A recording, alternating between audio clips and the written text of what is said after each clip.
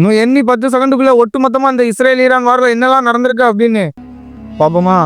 ஒட்டுமொத்தமா 12 நாட்கள் நடந்த இந்த போர்ல இரு தரப்புகளையும் மாறி மாறி பேலஸ்டிக் மிசைல் வச்சு அட்டாக் பண்றது, ட்ரோனை வச்சு அட்டாக் பண்றது, ஹைப்பர்சோனிக் மிசைல் வச்சு அட்டாக் பண்றதுன்னு மாறி மாறி சண்டை போட்டுக்கிட்டாங்க. இஸ்ரேல் ஈரான்ல உள்ள நிறைய ராணுவ அதிகாரிகள் அங்குள்ள சயின்டிஸ்ட் எல்லாம் கொண்டிருக்காங்க. எஸ்பெஷலி அங்குள்ள அட்டாமிக் சயின்டிஸ்ட் அணு ஆயுதத்தை தயாரிக்கிறதுக்காகவே படிச்சு கைதேர்ந்து வந்திருப்பாங்கல்ல, அவங்கள கரெக்டாக அட்டாக் பண்ணியிருக்காங்க. ஈரான் தரப்புல இருந்து இஸ்ரேலை சரமாரி அட்டாக் பண்ணியிருக்காங்க. இஸ்ரேலோட தலைநகரான டெல்லவியில் உள்ள குடியிருப்பையும் ஈரான் அட்டாக் பண்ணியிருக்காங்க.